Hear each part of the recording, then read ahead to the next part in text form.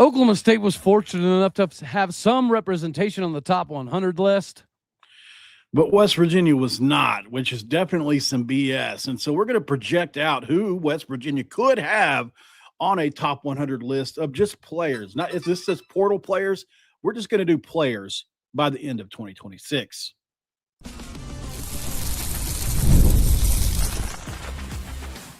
You are Locked On West Virginia, your daily podcast on the West Virginia Mountaineers, part of the Locked On Podcast Network, your team every day.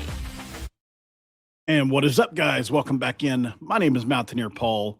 I am your co-host with Cody Stovall from Locked On Oklahoma State. This is the Locked On West Virginia, Locked On Oklahoma State crossover, where we're kind of doing a little bit of a mix-up here because ESPN 4 days ago comes out with a top 100 list. I already griped about it because it was top 100 portal players. Oklahoma State was well represented on there, but I had some real problems with it, specifically with Cam Cook. You can't tell me that a guy that had 700 yards and 5 touchdowns over 2 seasons is deserving to be on there over a guy like Cam Cook, who had 1,900 yards from scrimmage last year. So there were some discrepancies on it, but I thought, you know what, to give West Virginia more of a fighting chance because we're still in a bit of a rebuild, obviously. Let's go ahead and see. We're going to mix in some of the players on the roster with the portal guys and see if we can project any guys that could land in that top 100 by year's end. And Cody, you can do the same, as well as talk about guys that are already on there, whatever you wanted to do. I'm not exactly sure. We're kind of just doing this on the fly. And then in segment 2, I thought, you know what? Who are some of the glue guys on each team? I did a segment on this last night, but it was at 11 o'clock at night. So not many people saw it. So I thought, you know what? We'll just throw that in there as a second one because, both teams have, players that are returning that if they hit, right, could really change the trajectory of your season. So, Cody, I'm going to toss it to you first. Do you have the ESPN top 100 list up? I have the CBS top 100 list. Oh, well, I didn't know they had one. Yeah. Okay, I based this off the ESPN top 100 list. Okay. Fair enough. Oklahoma State had a representation. I haven't looked at the ESPN one, but I would imagine that it's fairly comparable to CBS in regards to Drew Mestemaker being one of the top quarterbacks in the country, especially coming over from the portal. He's going to be top 3 no matter what. And then Caleb Hawkins was number 1 ranked running back, and CBS is coming in at number 23 overall. And then we did have Wyatt Young, number 67 overall in that top 100. But, it's not even necessarily about what we did have on the list. This shows more about maybe who should have been on the list or who should be on the list by the end of the season. And as far as Oklahoma State is concerned, I think whenever you look at this top 100 list, what I did was do a little bit of a comparison, right? And Oklahoma State has an individual that I think is very, very comparable with Lawayne McCoy, who did end up on this top 100 list. This previous season, he had 27 receptions for 396 yards at 14.7 yards per clip and 3 touchdowns. I think Chris Barnes, coming over from Wake Forest for Oklahoma State, is an individual that statistically should have been on this list.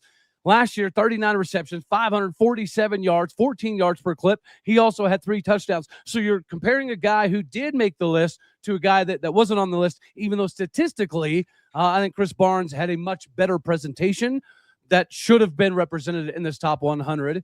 And then additionally, I think if you're looking at some other players that are compared to Oklahoma State guys, I looked at the next linebacker, and this is going to be familiar to you, Rasheem Biles. He made the top 100 list after a pretty productive 2024 season, and I see this somewhat reminiscent to Isaiah Chisholm coming over from UCLA. This previous season, Chisholm had 84 tackles. Well, last year, Rasheem Biles at Pitt had 81 tackles, and he had 6 sacks, which is very comparable to what you're going to have in Isaiah Chisholm. Isaiah Chisholm also had 11.5 tackles for loss. So I think if you're looking at a player that's in the top 100 that could be very reminiscent of an Oklahoma State player, it's got to be Rasheem Biles for me in comparison to Isaiah Chisholm coming over from UCLA. And then lastly, I'll give you another one, brother man. I went into the bottom half of the last 15 or so in that top 100, and cornerback Jay propped up. He's transferring out from Auburn. But this previous season, he had 15 total tackles, 11 solo, 4 assisted, and 1 interception. I think if you're going to compare that to an Oklahoma State player, you got to look at LaDanian Fields, not only because he had more tackles at 16, more solo, more assisted. He had 2 interceptions, so more than Jay did. But additionally, LaDanian Fields only played the last, 5 games of the season, so he's doing that with a smaller sample size. So statistically, I took players that are in the top 100 and compared them to Oklahoma State players that are not in the top 100 that either should have maybe been like Chris Barnes or should be by the end of the season like a LaDanian Fields or an Isaiah Chisholm. Now let's flip it back to the West Virginia side of things, buddy. So I looked up and down this CBS list, and it was the day before the ESPN list came out, and they're almost okay. like so ESPN obviously looked at CBS's list and was like, oh, that's a good idea. We're missing the boat here. So we might as well go ahead and give that a shot. So listen, I get it. I mean, as a content creator, I get it. I'm inspired by people all the time. So no shade to ESPN on that one, although I love to throw dirt on them when I can. All right. So for West Virginia, obviously you have no representation on this list, which is, to say it's BS is probably an understatement. Listen, the top 100 portal players, that's a pretty esteemed group. I get that. 100%. Out of over 10,000 guys. All right. So I get that 100%. You're just not going to have a lot of guys on there when you have to bring in as many guys as West Virginia did. And all that. Obviously, Oklahoma State had a donor come in and cover just the Mestamaker contract in and of itself, $7 million. We've gone over that on the show, on your show. Yeah. So West Virginia didn't have a guy like, I mean, that's 2/3 of West Virginia's entire outside NIL budget, just the Mestamaker contract. So even with the latest additions, I know Pat McAfee added a lot of cachet. He's got some individuals that have seemingly jumped back into West Virginia. Even with all that, you guys don't have like a new Baby Boone kind of guy? Well, we lost our billionaire donor for whatever reason. And there's just they've fallen out with him.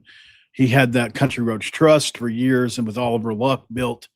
And whenever the thing moved in-house at West Virginia to Golden Blue Enterprises, when they made the new rule in July, seems like things got cold between West Virginia and Ken Kendrick, who runs the Diamondbacks. Gotcha. Obviously, Ken Kendrick Family Stadium is, named after him, and he donates heavy to the baseball program, which is why it's one of the best in the nation. And they have a real chance to win potentially a World Series one day. Like, they've got that potential. So, we're excited about that. But as far as football goes, I mean, we did well. I'm not saying we didn't do well. I mean, anytime you've got to add 30 plus guys, you're not going to be able to go out and spend $1 million on each guy, right? I mean, that's just a fact with West Virginia. We believe West Virginia had anywhere from 20 to 23 million, 24 million, somewhere in there to spend. So it's not like we were porous, but certainly, probably I think what I was been told is top 6, top 7 in the Big 12, somewhere in there. Because everybody upped their game. That's just what it is. It was unfortunate for West Virginia because, number one, Kalani Sitake almost left and was able to negotiate a bigger cachet of money for himself at BYU. And same thing with Kenny Dillingham, who West Virginia was going to pull out ahead of had that not happened for him. So you've got a few teams that really was able to negotiate themselves up, maybe ahead of West Virginia by a little bit because they were going to lose their coaches. So anyway, sorry. Well, before we get to segment 2 and talk about the glue glass stuff, you are right. Cam Cook not being in there is an egregious crime, especially compared to Muhammad, who I think cracked it like number 98. He's the last running back to be listed in the top 100. But statistically, whenever you leave somebody out that has over 1,700 yards rushing, it feels, again, like an egregious penalty. But who are some of the other Mountaineers that you thought maybe could have been on the list or will be like by the end of the year? Yeah, I think I'm going to have to go with will be. West Virginia definitely brought in some guys that could be on the list, absolutely, especially in the offensive line room. West Virginia brought in 5 offensive linemen. Every single one of them started. Two of them were first-team all-conference players. So, I mean, to be honest, I thought Amari Grayson may be able to crack this list. Devin Bass played the last 7 games at Kansas State last year, and I've talked about it multiple times. He was totally dominant, and is one of the highest paid guys on this offensive line because he was so dominant. Like, go watch the Utah tape of him. He whipped them every single, probably 70, 80 plays, whatever it was. So he's a guy. But, if you're looking at the guy that could be the most, riser, I got to go with Toby Hostrip, right? I mean, I think everybody's talking about him. This is a guy that runs a 10-4, 100 meters at 6'5", 245, 250 pounds, and is an elite presence off the edge. If he figures it out, he definitely could be the best. He's got David Bailey-esque talent. He does. Now, and for the Oklahoma State people in here, Paul did not just misspeak. That is a massive human that can run a 10-4 100-meter. It's insane. For all of you film junkies out there, go check out that dude's film because it's wild. Yeah, it is wild. Like, if you go watch his practice footage from his, redshirt freshman year at Oregon last year, there are multiple plays where he goes up against, in practice, the starting left tackle from Oregon, and Isaiah Worlds, was 6'7", 300.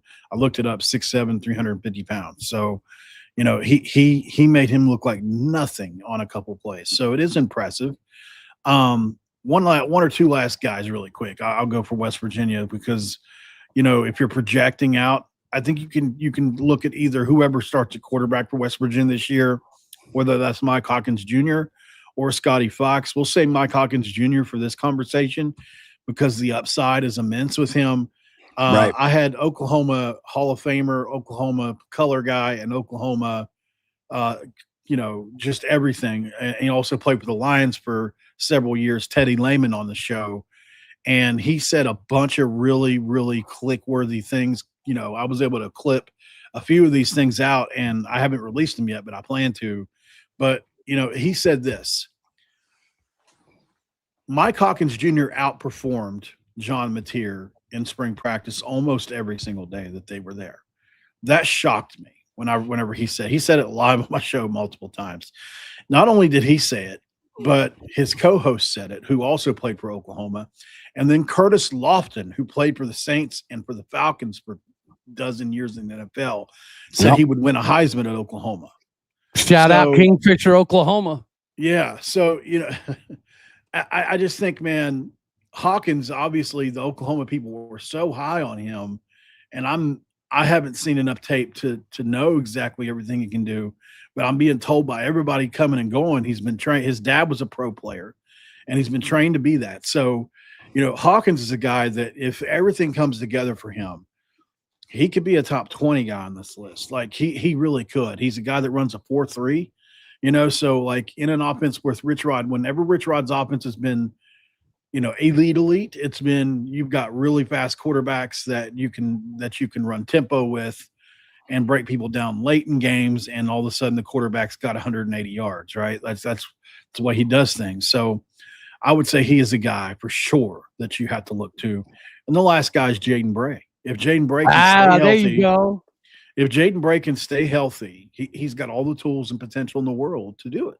So we'll go to break on that note. Love to talk about the glue guys, man. The glue guys are guys that, are had either remained behind on the team, or maybe they're young freshmen coming in, whatever you think. The guy that maybe not be projected to start, but if he hits right, could make an impact on the team. We'll talk about him next. And of course, we're talking about our friends at Mazda. When it comes to Mazda, if you didn't know, guys, now you're going to know, because this is Mazda moving the game forward. For those who know, there's more to the score than what's on screen. Get this. These remind us of what it really takes to raise the bar. It takes that extra work off the court, dialing in every detail, giving it that extra fire, that grit, and I'm never going to quit. We put the same passion into every model. Highlights make the real. What it took to get there makes it count. And there's more to a Mazda because there's more to you.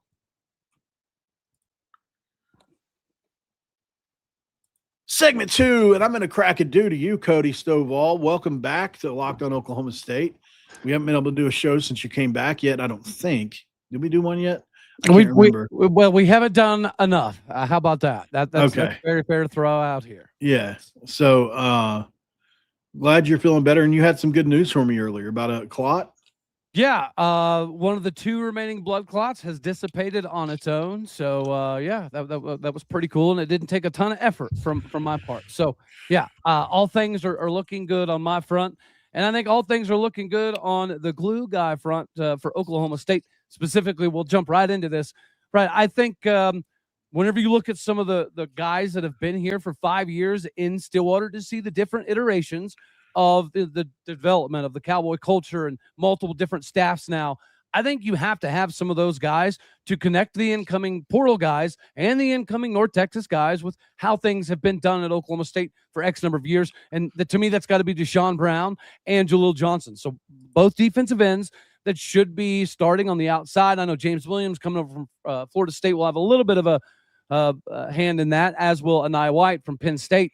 But I think you're talking glue guys. It has to be those 2 defensive ends that have been here for 5 years that have seen the multiple iterations of things. And I think in conjunction with that, you have to have some of that glue from North Texas. As easy as it's going to be for us to probably install the new system, not everybody's going to recognize it, right? So I think some of these North Texas players have to teach some of the Oklahoma State guys before camp starts. This is what coach is looking for. And when he says this is what he really means. And I'm thinking of Ethan Wislowski. Production's crazy. 113 tackles coming over from North Texas. What he had 9.5 tackles for loss as well to go along with 1.5 sacks. Even if he isn't a day one starter, which he probably will be with that familiarity of the system coming over. Yeah. But let's say at some point in time in the season, he gets passed up by somebody like a Carl Leon Young or a Gunnar Wilson or a Trip White even. I think that is going to be great for Oklahoma State if Wislowski is able to continue to teach. And I think that's going to be absolutely massive. I think you have to get the run game established in Stillwater this year. And we saw what can happen when you have a good run game. And Braden Nelson, 6'4", 330-pounder that blocked for Caleb Hawkins on his way to a 1,400-yard season. You have to have that at Oklahoma State. A good comparison I looked up would have been Noah McKinney. Noah McKinney leaves Oklahoma State for TCU. This last year had a 66.5 PFF grade. Well, we've got an individual coming over from North Texas that already has a higher grade at 72.3.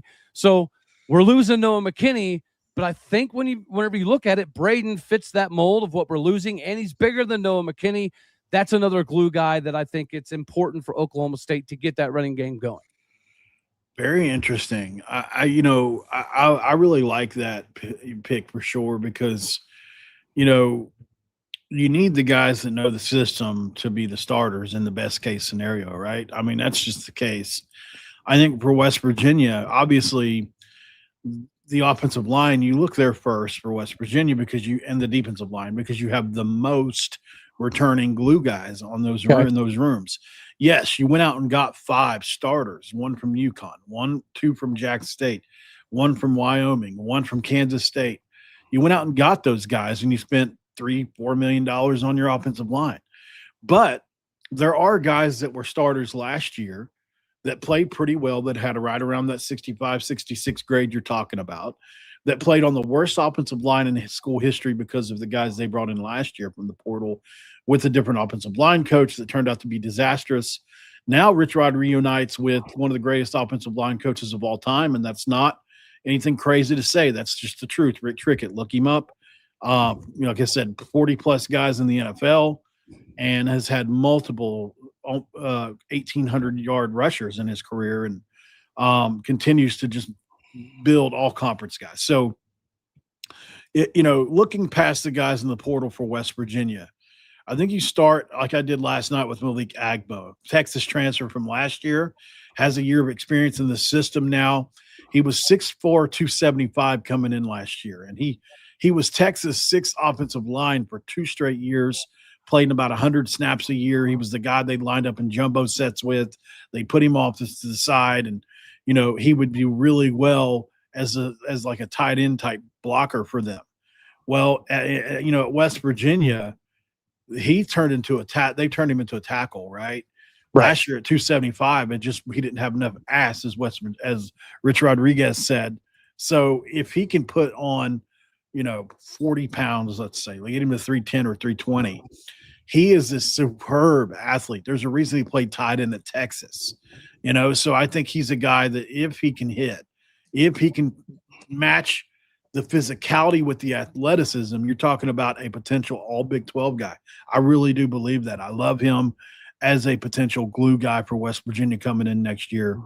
And obviously the incumbents in Livingston and Cray, you throw them into that basket, but they are absolutely probably, at least for now anyways, both front runners to be starters on the offensive line next year, but it doesn't have to happen that way. Flipping to the defensive line, West Virginia has a couple guys that I think just have to really perform well. And that is Nick Gabriel, who has started here since he was a freshman. He's now a junior.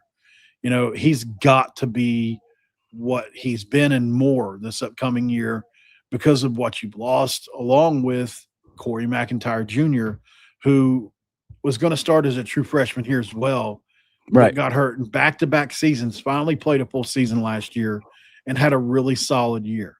So those are two guys that you need to really come in and be glue guys for you. And then if you're talking about one or two other guys, I'll throw out really quick for West Virginia. Obviously in the linebacker room, you've got a couple guys that are returning as well. And Ben Cutter is one.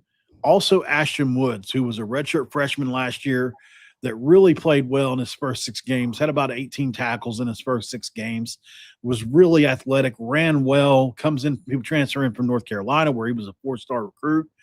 And I thought he was going to be a stud and ended up with about 30 or 40 tackles last year, which is what he was on pace to do if he played 12 games.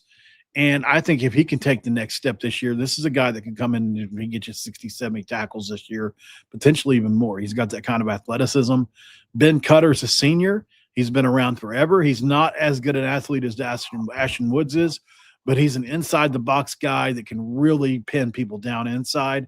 And so if you got him at Mike or something like that, he's a guy that I really like, except maybe in coverage he can be a little iffy is my only issue with him. And then last but not least, I can't go any further without talking about, because I just believe for whatever reason, Scotty Fox is going to have a difference on this team in some way, shape, or form. I just think he's going to, whether it's teaching the offense to, Michael Hawkins in some way and helping get him, pushing him as far as he can go and made the best man win, because I've said for months now that I'm not going to just shut the door on Scotty Fox Jr. at all. He was a true freshman that played for the worst offensive line in the history of our school and had multiple wow moments for us last year.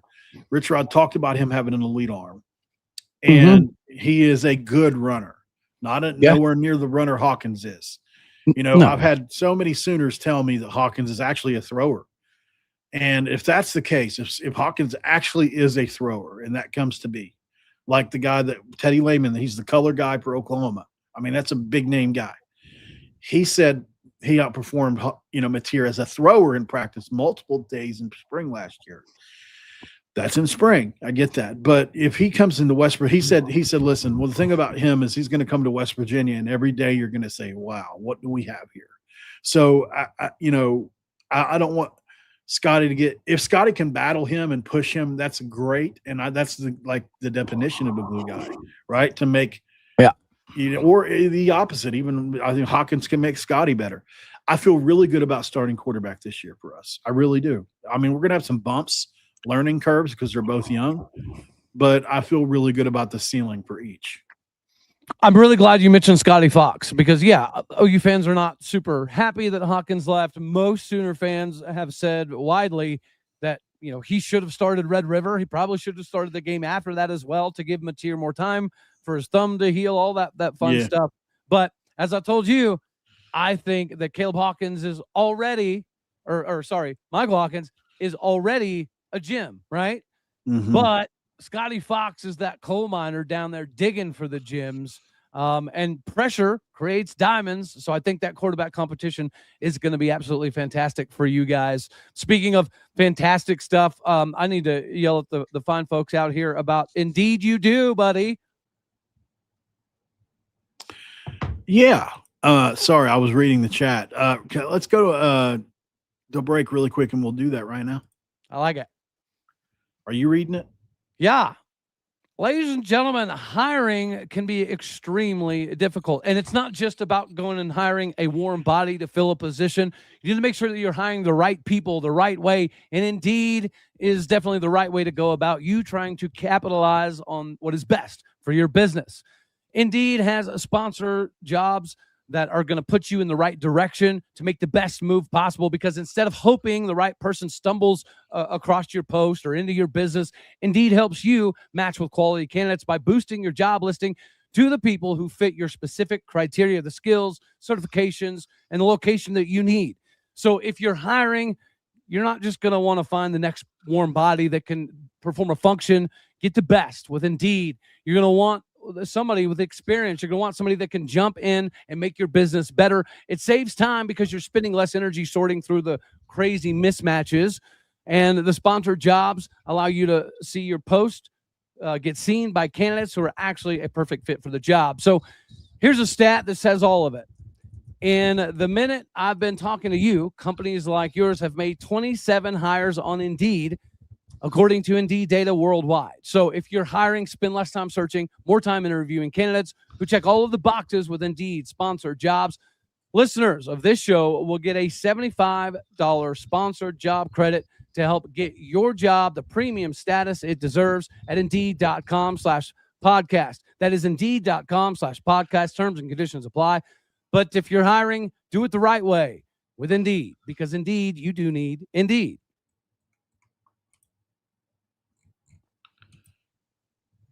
Indeed. All right. We are here in segment 3, so come along with me as I dedicate segment 3 to Cody Stovall once again, and just thank you, man, for coming on and doing this. So glad to hear that your health is on the up and up, and that was a scary time, and it was weird to be in that situation there for the time that I was, just because it's like, you know, the channel still did pretty good while you were gone, and yeah, you know, I know you were worried about certain things, so I'm just glad that everything worked out. So, I'm curious, man. West Virginia and Oklahoma State play basketball here in how many games is it now away? 5 games away. Is it that many away? Wow. Seems like it would be. Yeah, it's not till my birthday. We play on my birthday. I mean, we're in very similar situations. I think we have very comparable teams. We were talking the other day when I was watching the West Virginia game before we finally got a nice little road W in the Big 12. But it was against Utah, right? Beating Utah in basketballs, punching. You still got to beat them, man. You still have to win, right? That's the important position. And the game against West Virginia and Oklahoma State here in like 5-6 games is a very big deal, because Oklahoma State should win at least 3 of our next 5, which puts us in a position to be in that top 6, top 7 conversation by the end of the season.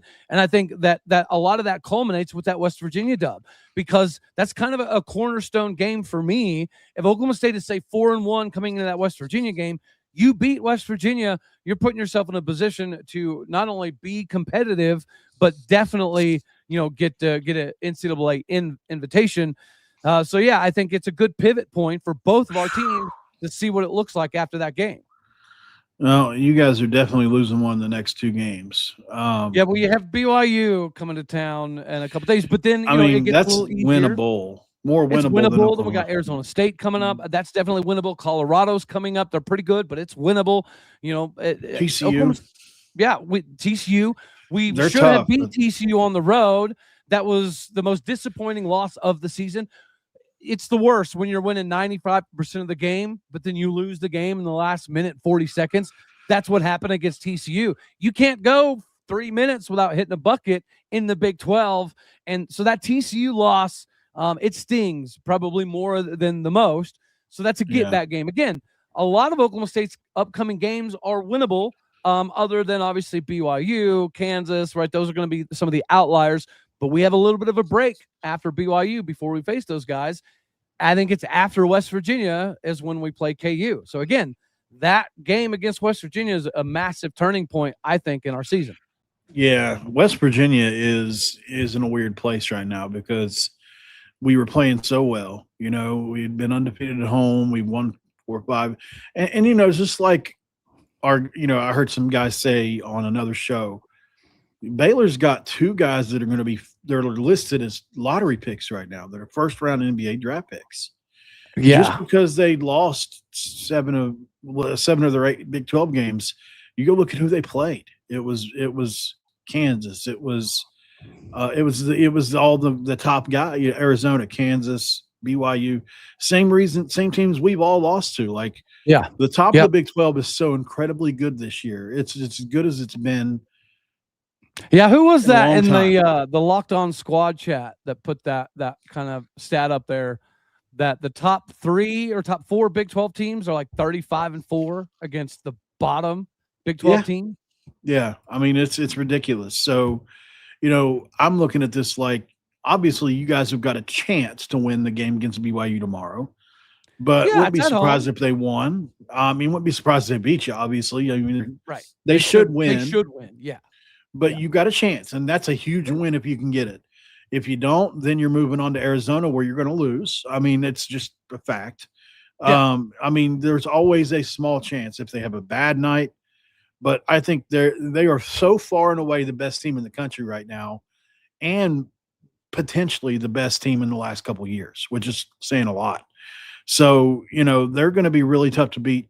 They may go undefeated all year. We'll see. But, you know, obviously then you finally get to make some hay.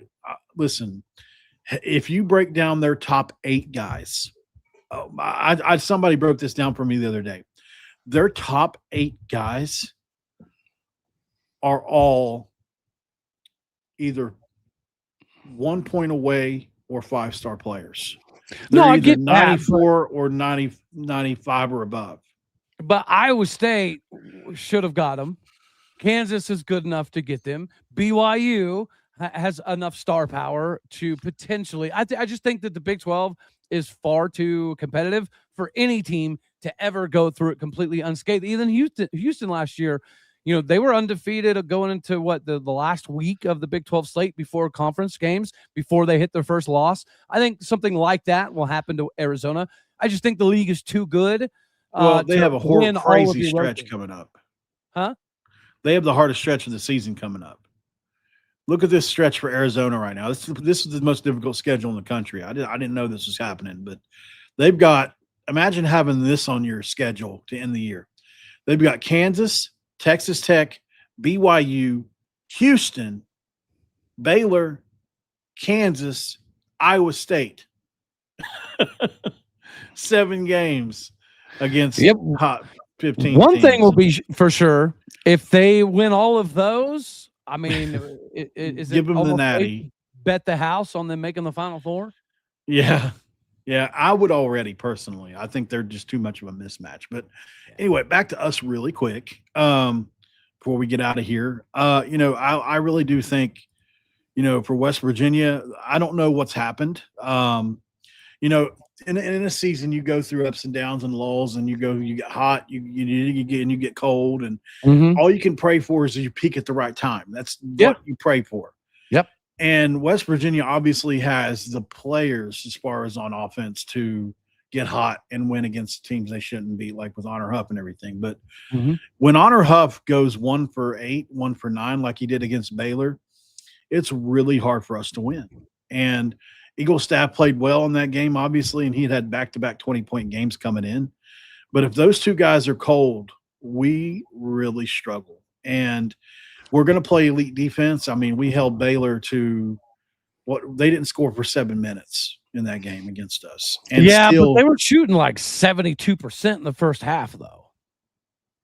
But I mean, look at the score, though. What did they crack 50? It was what was the final score of that game? It was 53-57 or whatever it was, and then in the last 30 seconds they scored like 5 or 6 buckets. Gotcha. Because we were you guys desperate. shut them down in the second half, which is crazy because I was texting you and I said, looks like our defense and your defense has the same problem, and then your defense completely flipped the script. Yeah. Because they were making such tough shots. Yeah. Now that's going back to the NBA player thing. Like their NBA players were actually making shots, but we weren't. And that's the thing. Like we've gotten off to a slow start in 5 straight games now. Yeah, that's not good. Yeah. And I don't know if it's the culmination of the season. Like, we play such hard defense that I just wonder about our offense as far as our legs goes, right? So we'll see what happens. Our defense is going to keep us in most every game except for the top of the league. But thankfully the schedule coming up for us does get a little easier.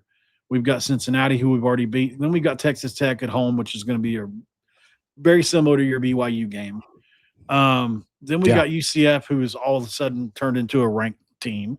Yeah. But then you got Utah, then you got TCU, then you got you guys, who is at least winnable on the road. I mean, it's still not going to be easy. Then you got BYU, but then you got K-State and UCF again. So it's really, I think that, in my opinion, last thing on my end is, I think our season's going to hinge on the 2 UCF games. That's my final opinion on our season. I think the 2 UCF games are going to be what our season hinges on. If we can get them twice or at least split with them, I think we're going to have a chance to be okay, because we're 5-4 in the league. That's, so being above 500 in the Big 12 is a good start.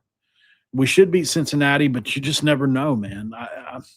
The only games I'm confident in on the way out the door are Utah, but Cincinnati will be the second most confident. And then beyond that, they're all about the same. K-State, I mean, they took us to the brink the other night at home. We won by 2 or 3. So on the road scares me against them now. On the road against any Big 12 team. A 500 Big 12 team is a good team. I was going to say, how's he defending the home court? That's one thing that, even with some frustrations with Cowboy basketball this year, I think we've only got 2 losses in Galgaraiba. Now, obviously, the competition's about to change a little bit here, but typically, if you can win the majority of your home games, you could almost lose all of your road games and have a chance in the Big 12 to make the tournament. Absolutely, man. But every home game you lose means you got to go steal one on the road, and that's what sucks about this conference. I just want to be in the tournament, Like, since I've been doing this, it's hard to believe. I've been doing this for years now. Multiple years, 4 years. Since I've been doing this, we haven't been in the tournament because Bob Huggins lost his job and we're on our 4th coach in 4 years. Like, no team in college basketball has been through more as far as, like, I mean, how many times have you ever seen a team change coaches every year for 4 years? That just doesn't happen. Like, I can't think of another time that's happened. So at the Power 4 level, maybe at the, like G5 or below, because guys are always leaving. Yeah. At the P4 level, it's like, man, usually you at least have some stability, but good Lord. Right. Yep. I know. Thanks for making us your first listen, guys, and for making Locked On Oklahoma State, Locked On West Virginia your place to listen to the #1 podcast network. Over 55 million views a month coming in through Locked On.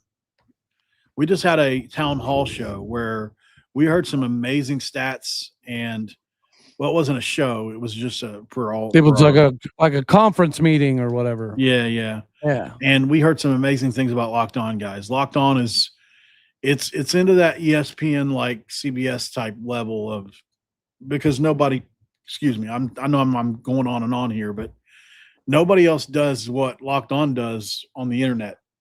You know what I mean? Like, they've got cable TV locked down. There isn't another network that has as many shows covered, from NBA to NFL to college hockey to college football to hockey, Major League Baseball, as Locked On does. What a crazy idea he's had and pulled off here. So, guys, make us your first listen every day, and we will see you on the next one. Also, before we go, we have to tell you about Locked On Portal, where our guy, man, he is one of the best in the business. Make sure you're checking him out, as he just absolutely crushes it, where he talks about recruiting, he talks about the portal. And then our Everydayer Club, guys. They're wanting us to push this a lot right now.